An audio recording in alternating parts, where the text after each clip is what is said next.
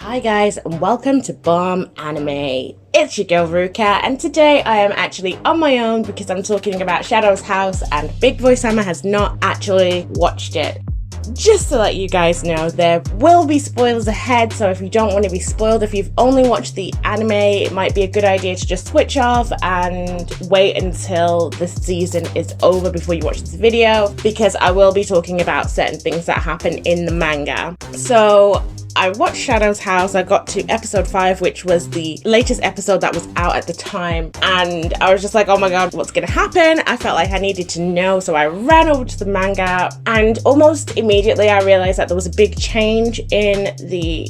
Well, it seems like a small change, but later on in the manga, it does seem like it's a bigger thing. So in the anime, we see that Emilico has to help to figure out what's happening with these ghosts, where they're coming from. Is it because the dolls are not cleaning properly, they're not doing their duties, they're useless, or is it something else? So she jumps and tries to save Ram, who is so cute. So she doesn't want someone to get in trouble just because they're convenient. You know, Emilico is quite a nice girl. She cares about the other dolls even though she shouldn't. She shouldn't have any emotion. She shouldn't think about unnecessary things. But as we know, our girl Emilico is always out here thinking about unnecessary things. So she ends up having to help to look for what's going on with these ghosts. And on the last day that they're searching, they hear a faceless doll come out, and that's kind of it really. The faceless doll comes out, Ram runs off, and then they go and find her. However, in the manga, we actually see that it's not a faceless doll, it's a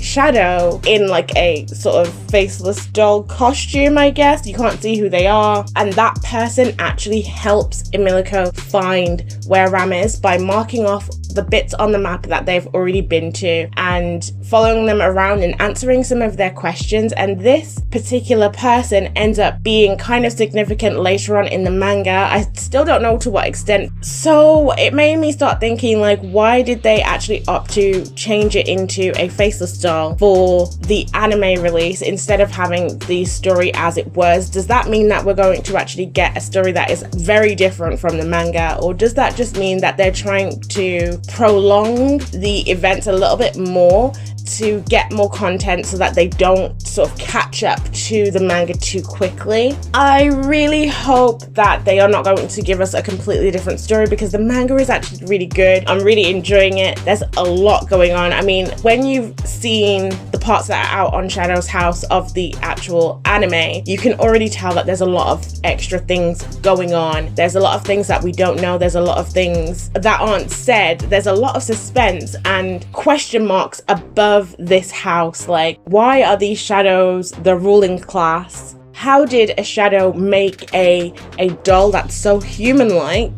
There's so many questions, but of course I don't want to spoil too much, although I did say that there'll be spoilers. I don't really want to spoil too much about it because, first of all, we don't know how much it's going to change in the anime anyway, and second of all, I recommend you to go and watch it because it's actually, well, read it, watch it, both, whatever, because it's a good story so far. I mean, I'm really hoping it doesn't do a Promise Neverland on me and just switch, but for now, for the most part, it is a really interesting story. This anime actually does a lot with like building suspense, and not just suspense, more like a aura of just not trusting anything that you're seeing or hearing. And in the manga, it actually does it a little bit better, probably because there's more to it in the manga, like there's more content. But in the manga, it does this really good thing where it's not just that the reader is questioning everything that's going on and not really knowing what to trust. The actual characters are mirroring the reader's feelings as well, because they're in the same position where they don't know who to trust, they don't know what they can and can't say, because the rules of the house are absolute, including what seems to be the most important rule, which is don't think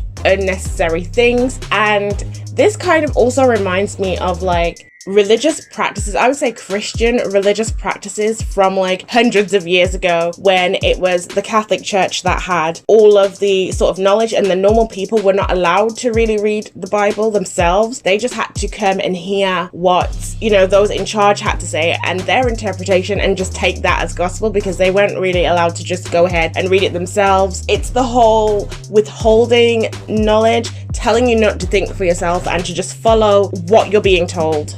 Also, another thing that I found really interesting and suspicious is the fact that when the suit accumulates together, this is the reason why these dolls have to constantly clean. When the suit starts to accumulate, it can actually become a ghost. And the thing that the ghost actually does immediately is head for the face of the dolls. It's very, very odd, the fact that this can even happen. What is it about the suit that can accumulate? And is this how the other shadows are sort of created in the first place? Does suit accumulate and they can shape it into a person, or what? What exactly are the shadows? What is their intent? Is this a good, nice place? I mean, all of the dolls seem extremely happy to be here. Personally, I would not be happy to be here, but you know, you have loads of maid characters in a lot of anime where they are happy to do exactly that. That's what they live for. That could definitely be the case, but there is also a lot of mystery around this great grandfather figure, the person who actually creates these dolls. And who is this guy? Why does no one see him? Why a separation between the shadows? Why don't the shadows seem to know a lot of the information? It seems like information is really controlled, and I guess it's probably because knowledge is power. So if you can control the information, you can control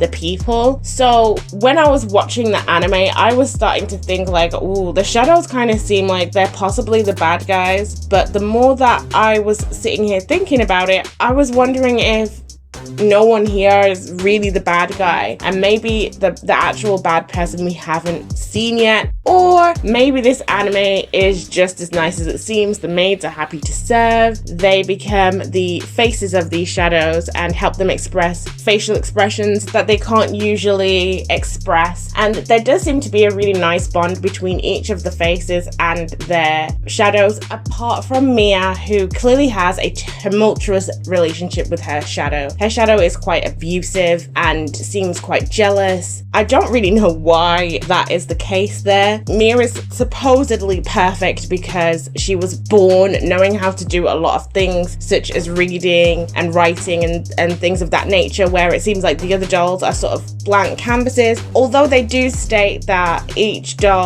living doll does have a different starting point, so they're not all starting from the same line. Some of them are more advanced than others. This whole thing is a mystery. It seems like it's almost going into the horror aspect of everything. However, we really won't know until we find out more from Shadow's house. I'll be watching the rest of the episodes, but let us know what you think in the comments. Are you enjoying Shadow's house? What do you think of the shadows? Who is your favorite? Personally, I really like Emilico. I also really like Sean. Ram is really cute. Do you know what? I really like most of the characters in this show. I think that even the side characters have interesting things about them, and I think we're just going to keep learning more and more. So just let us know what you think in the comments. And don't forget to like, subscribe, and share.